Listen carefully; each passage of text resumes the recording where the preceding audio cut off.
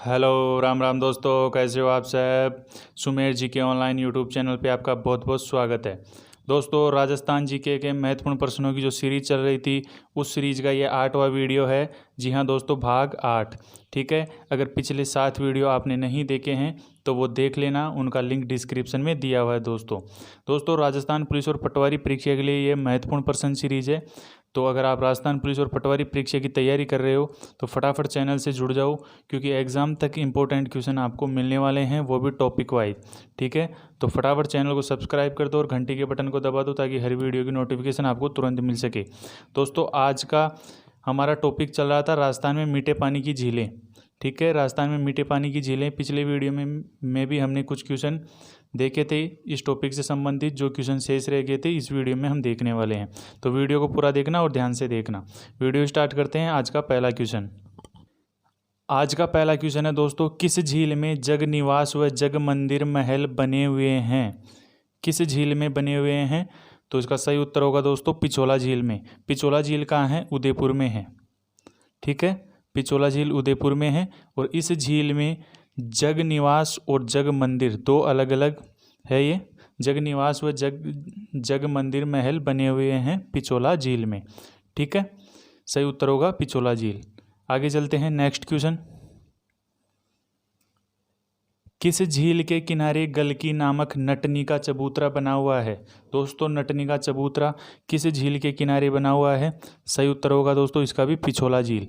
ठीक है, पिछोला झील उदयपुर में है। इस झील के किनारे नटनी का चबूतरा बना हुआ है गलकी नामक।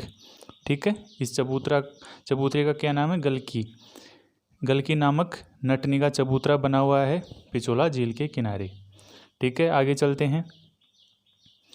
विश्व की प्रथम सौर ऊर्जा चलित नाव किस झील में चलाई गई? दोस्तों सौर ऊर्जा से चलने वाली नाव सबसे पहले किस झील में चलाई गई विश्व में?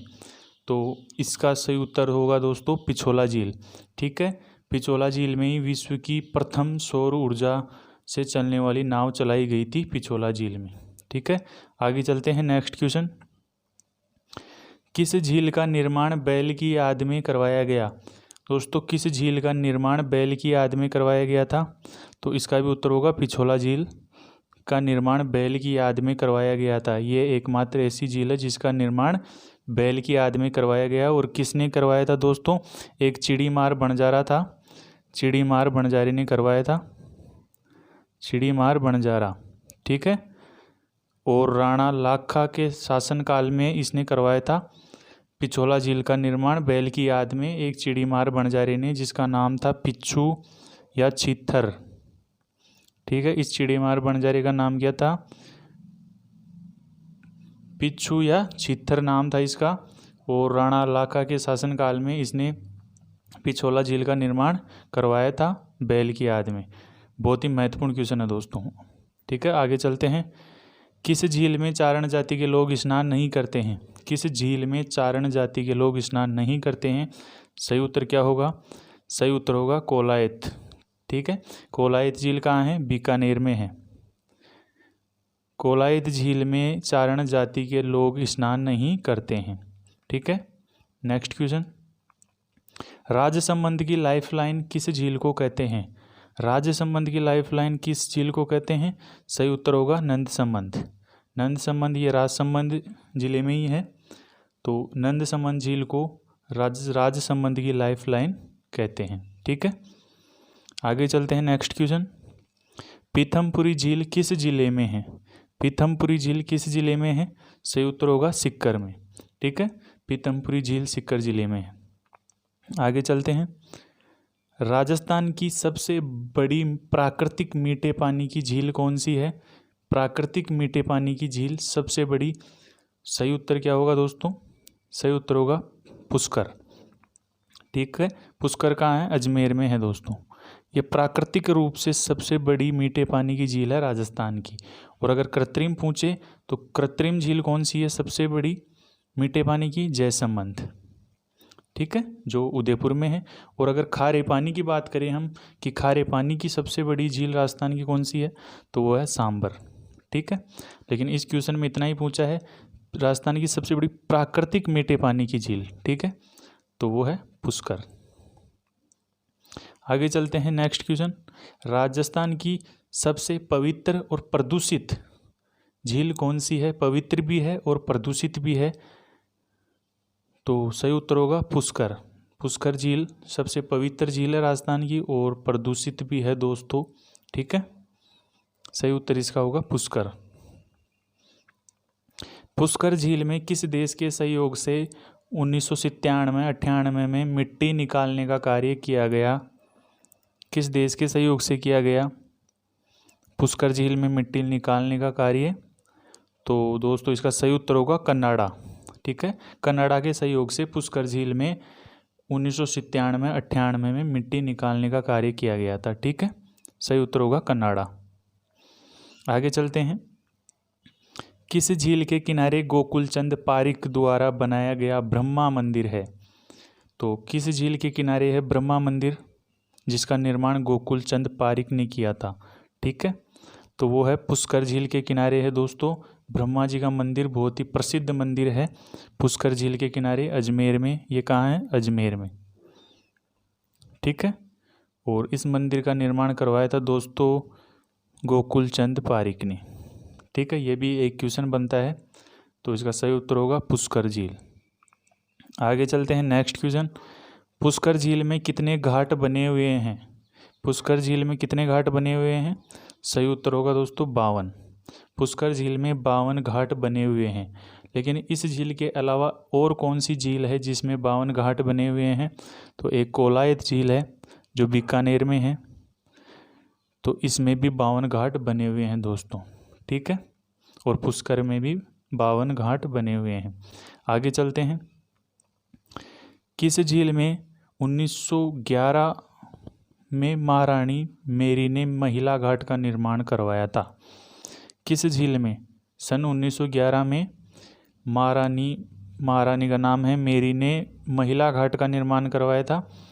तो इसका सही उत्तर होगा दोस्तों पुष्कर झील में महिला घाट का निर्माण महारानी मेरी ने करवाया था और 1911 में करवाया था, ठीक है। सन भी आप याद रखना। पुष्कर झील में महिला घाट का निर्माण करवाया था महारानी मेरी ने, ठीक है। सही उत्तर होगा पुष्कर। आगे चलते हैं नेक्स्ट क्वेश्चन। महात्मा गांधी की अस्थियां किस झील में विसर्जित की गई थी? तो सही उत्तर क्या होगा? इसका सही उत्तर होगा दोस्तों पुष्कर झील में। महात्मा गांधी थे उनकी अस्थियां किस झील में विसर्जित की गई थी? पुष्कर झील में। और ये महिला घाट पर विसर्जित की गई थी दोस्तों। जो महिला घाट महारानी मेरी ने बनाया था, महिला घाट वहाँ विसर्जित की गई थी।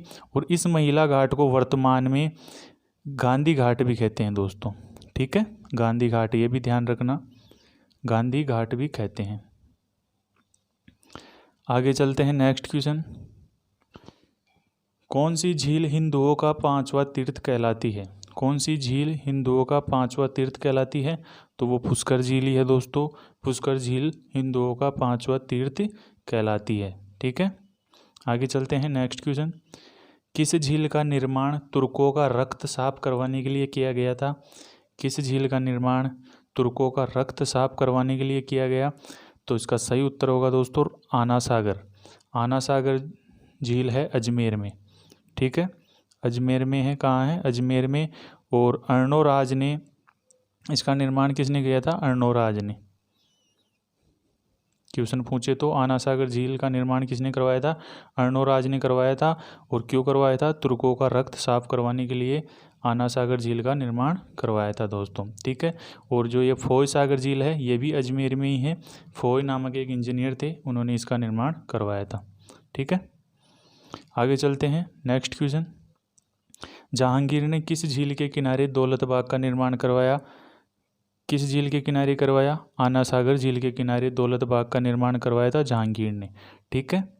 लेकिन वर्तमान में इसको सुभाष उद्यान के नाम से ये जाना जाता है दोस्तों, ठीक है। सुभाष उद्यान, ये दौलत बाग सुभाष उद्यान के नाम से जाना जाता है वर्तमान में। आगे चलते हैं नेक्स्ट क्वेश्चन। किस झील के किनारे सौरशाला टेलीस्कोप की स्थापना की गई? किस झील के किनारे की गई? तो इसका सही उत्तर होगा दोस्तों फतेह सागर। फतेह सागर उदयपुर में है, ध्यान रखना। इस झील के किनारे सौरशाला टेलीस्कोप की स्थापना की गई और ये किसके सहयोग से की गई, किस देश के सहयोग से, बेल्जियम के सहयोग से फतेह सागर झील के किनारे सौरशाला, जिसको टेलीस्कोप कहते हैं, टेलीस्कोप की स्थापना की गई। बहुत ही महत्वपूर्ण क्वेश्चन है। आगे चलते हैं। नवलखा व दुग्गारी झील कौन से ज़िले में है? तो नवलखा और दुग्गारी दो अलग अलग ज़िले हैं। तो ये किस ज़िले में है? बूंदी में है दोस्तों। ठीक है, बूंदी ज़िले में है नवलखा और दुग्गारी झील। आगे चलते हैं। मोती झील किस ज़िले में है? मोती झील किस ज़िले में है? सही उत्तर होगा भरतपुर में है मोती झील, और इसको भरतपुर की जीवन रेखा भी कहते हैं। ठीक है, जीवन रेखा, भरतपुर की जीवन रेखा भी इसको कहते हैं। और इसमें रूपारेल नदी का पानी इसी में आता है, इसी झील में रूपारेल नदी, रूपारेल किस नदी का पानी आता है? रूपारेल नदी का पानी आता है मोती झील में, और इसको भरतपुर की जीवन रेखा भी कहते हैं मोती झील को। ठीक है, आगे चलते हैं। नेक्स्ट क्वेश्चन, किस झील में नील हरित शैवालों से नाइट्रोजन युक्त खाद तैयार किया जाता है?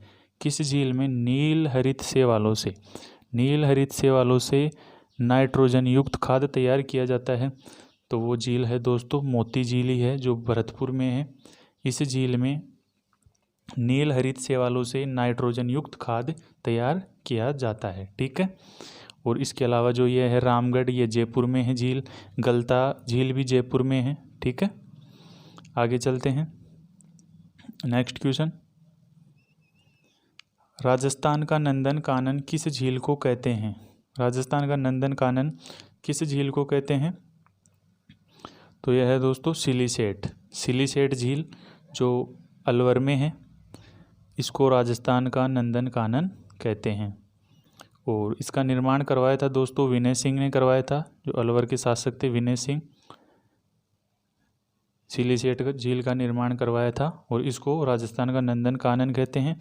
और इस झील में एक 6 मंजिला महल था, जो विनय सिंह ने अपनी पत्नी की याद में, उनकी पत्नी का नाम था शीला, पत्नी की याद में बनवाया था महल है, जो वर्तमान में एक होटल के रूप में संचालित है। ठीक है, आगे चलते हैं। नेक्स्ट क्वेश्चन, राजस्थान की सबसे नीची झील कौन सी है? राजस्थान की सबसे नीची झील कौन सी है दोस्तों?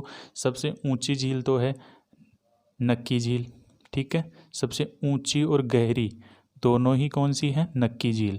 लेकिन इसमें क्वेश्चन में पूछा है नीची झील कौन सी है, तो इसका सही उत्तर होगा दोस्तों तलवाड़ा झील है, जो सबसे नीची झील है राजस्थान की, और ये कहाँ है? हनुमानगढ़ में। इसमें घग्गर नदी का पानी इसी में आता है। ठीक है, घग्गर नदी का पानी आता है तलवाड़ा झील में। यह राजस्थान की सबसे नीची झील है। तो बहुत ही महत्वपूर्ण क्वेश्चन है, ये भी आप ध्यान रखना दोस्तों। तो दोस्तों ये थे राजस्थान की मीठे पानी से संबंधित महत्वपूर्ण क्वेश्चन। किसी भी क्वेश्चन में आपको कोई भी प्रॉब्लम है तो आप मुझे कमेंट करके पूछ सकते हो दोस्तों। तो आज के वीडियो में इतना ही दोस्तों। वीडियो अच्छा लगा हो तो लाइक कर देना, दोस्तों में शेयर कर देना, और चैनल पे नए हो तो चैनल को सब्सक्राइब कर देना। मिलते हैं नेक्स्ट वीडियो में और भी इम्पोर्टेंट क्वेश्चनों के साथ, इम्पोर्टेंट पर्सनों के साथ। तब तक के लिए राम राम, जय हिंद।